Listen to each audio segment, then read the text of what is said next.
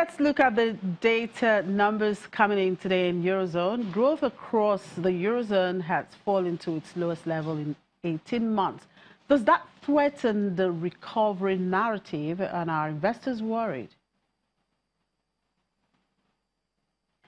Yes, they are. Although it has to be said, part of this has to do with timing. Now, in the beginning months, we saw these numbers be affected by things like extreme weather events or strikes or a wave of illnesses like the flu.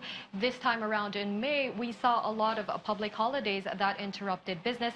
But the survey found that hiring has eased as well. And you were asking about investors. We've seen that business confidence has taken a special hit. Now, analysts are saying that this could actually be the continuation of a downturn and not just the mere blip in the first quarter, that this initial downturn in the first 3 months had been described to be. This new survey could mean that the slowdown could actually be more sustained, and part of it could be due to the stronger euro, which has seen its, the euro has seen its value trend higher, and that could have affected the costs of Eurozone exports. Now, it's too early to say whether this recovery narrative is in danger, but certainly investors are looking at these developments with some degree of anxiety. All right, thank you very much for your time, Janelle. Enjoy the rest of the day. Moving now to the U.S., where stock index futures pointed to a lower open after President Donald Trump told reporters he was not sure about whether a scheduled meeting with the North Korean leader Kim Jong-un would actually happen. The president also said on Tuesday he was not satisfied with trade talks with China despite opposing comments from other members of his administration. At around 6:30 a.m. Eastern Time, Dow futures indicated an implied drop of about 165 points at open.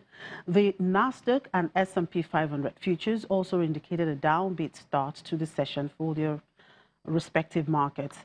Lowe's, Ralph Lauren, and Tiffany are among the major companies expected to release their latest figures before the opening bell, while L Brands and Williams-Sonoma are set to release their earnings after the session.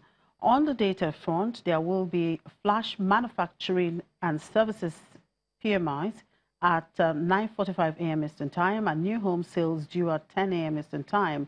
There will be the release of minutes from the Fed's last meeting. In Asia, stocks closed low today after U.S. President Donald Trump said he was not satisfied with the latest round of trade talks with China.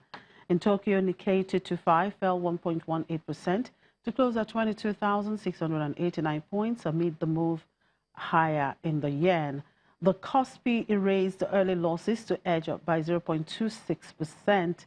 as gains in large-cap technology names offset declines seen in other major sectors.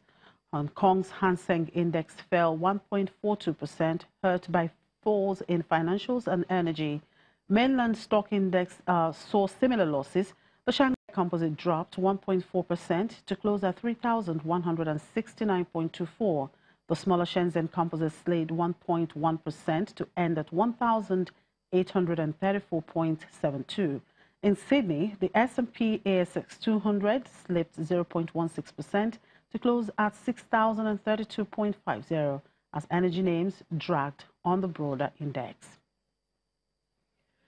And away from the markets and back here in Africa, South African retailer Steinhoff has repaid about 2 billion euros of its debt in Africa following the use of a fund raising proceeds for the repayment of $1.26 billion in shareholder loans.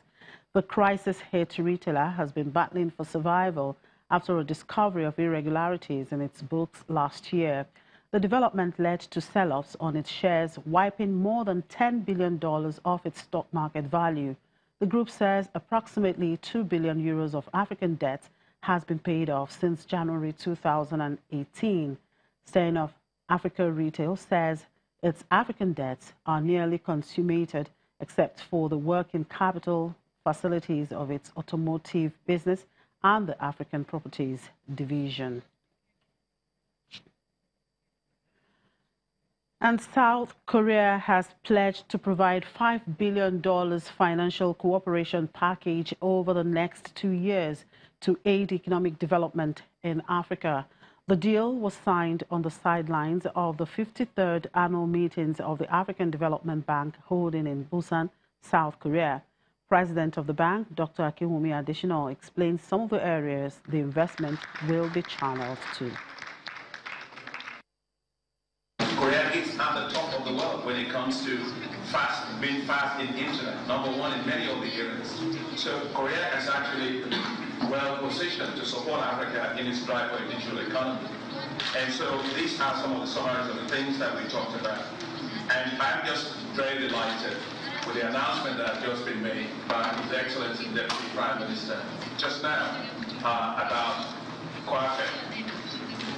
QuadFed is critical for Africa, and I want to thank him very much and the government for the $5 billion that has been made available during QuadFed 2019-2020 to support Africa's development.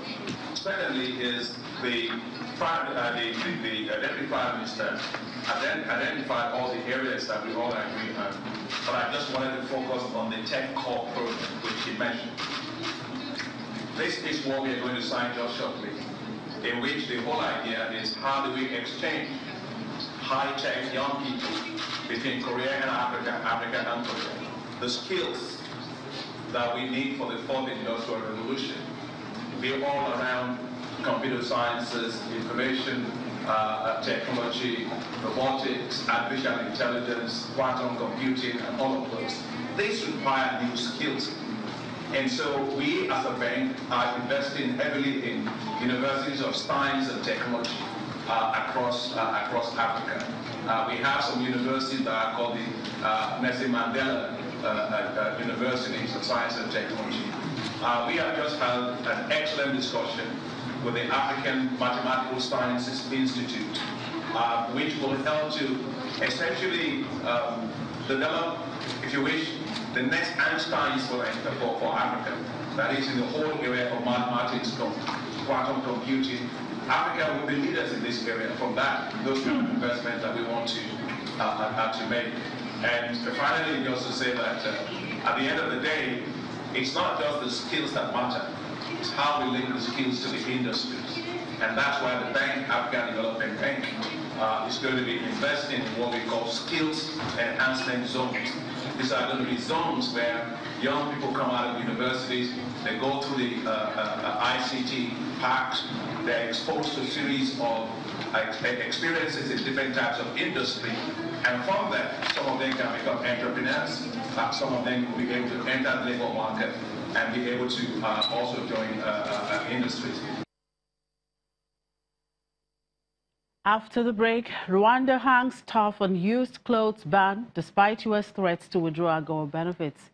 Details in a moment. Stay with us.